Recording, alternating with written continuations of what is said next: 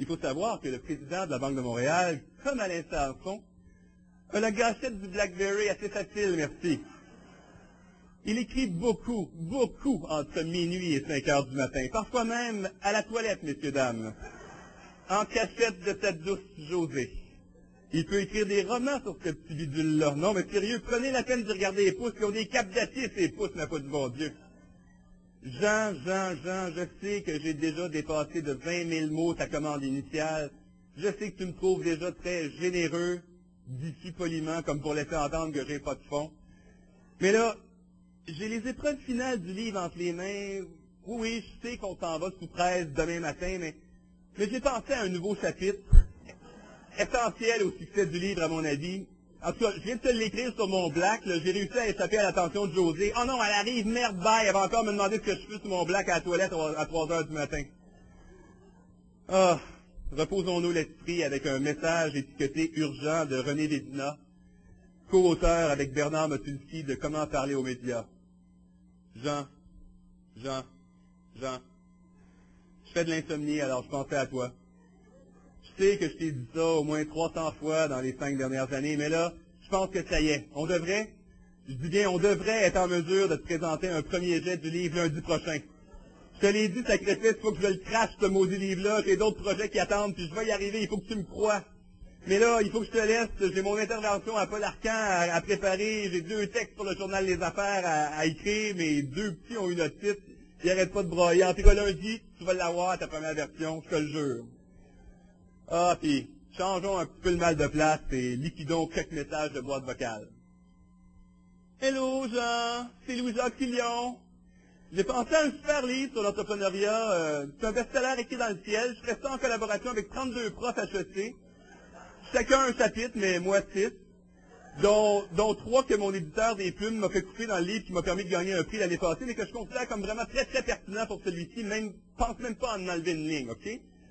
Mon titre de travail, démarrer une PTE sans MBA, sans plan d'affaires, sans énoncé de mission, à l'aide du maillage, de l'essaimage, du réseautage et d'un gérant de banque super compréhensif, ou bedon, faire un hold-up à la banque en question. Coudonc, voilà Louis-Jacques Fillon qui veut faire compétition à Alain Sanson. Une deuxième ligne sonne. Pour la 5e fois cette semaine, un auteur, donnons-lui un nom fictif, mettons Roger, parce qu'après tout, jamais une auteure se comportait comme ça avec moi. C'est une façon de faire les choses qui est tellement gars. En tout cas, notre Roger me propose un livre pas écrit encore, qui sera assurément un best-seller, qui doit absolument être traduit en anglais et distribué aux États-Unis, évidemment, qui fait l'objet d'une demande hallucinante d'un nombre époustouflant de multiplicateurs ici, et qui a littéralement enthousiasmé le petit comité de lecture qui a formé à l'intérieur de cette famille pour l'occasion. Mais là, pas ça, là. Il veut pas me parler de celui-là. Il veut me parler du prochain. Celui qui va écrire après celui qui n'est pas encore commencé. Roger, s'il vous plaît, on peut-tu se concentrer sur le premier pour commencer? Ouf! L'ordinateur fait bip bip, la proposition d'Alain vient de rentrer. Bedon, shaké, big time, c'est une couverture. C'est ça, c'est marketing, ça? Ça va-tu pogner? Je devrais-tu relire La puissance du marketing révolutionnaire? Ah, je suis angoissé, je pense que je vais plutôt me retaper comment me guérir de mon inquiétude chronique. Vite, j'appelle le programme d'aide aux employés. Ah, le téléphone sonne au même moment, l'afficheur indique que c'est Francine Séguin, prof au HEC. Mon Dieu, c'est sûr qu'elle va me parler de son projet de nouvelle édition de la stratégie des organisations, un livre qui fait déjà 766 pages et qui pèse 4 kg. Mea culpa, maxima culpa, je l'ai pas rappelé encore, mais je viens de lire une semaine de nuit blanche à l'idée qu'elle et ses collègues Atti et de Merde voudront ajouter 7-8 nouveaux chapitres à l'édition actuelle, puis j'aurai pas d'autre choix que de publier une encyclopédie en 4 volumes en septembre. Je réponds, la voix un petit peu tremblotante, terrorisée à l'idée d'entendre les verdicts finales, et Francine me dit « Oui, Jean, comment ça va? Écoute, on a bien réfléchi, puis on pense vraiment que la nouvelle édition de notre livre, qu'on intitulera simplement le management stratégique, devrait comporter environ 400 pages de moins que la précédente. Il y a un mot qui nous vient en travaillant au projet, efficacité. Ah, je me dis, pas de doute, ça va être wow.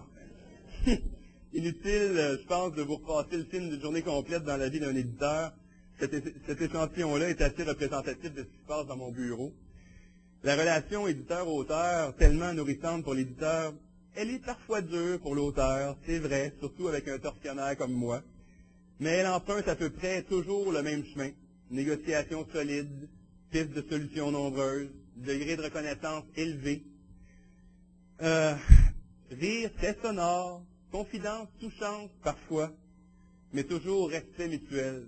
Et tout ça est vraiment loin d'être routinier. J'ai publié 500 livres en près de 15 ans chez Transcontinental. Je me considère vraiment privilégié d'avoir accès à autant d'experts désireux de partager leur savoir et de les accompagner dans cette aventure vraiment, vraiment tripante qui est la publication d'un ouvrage.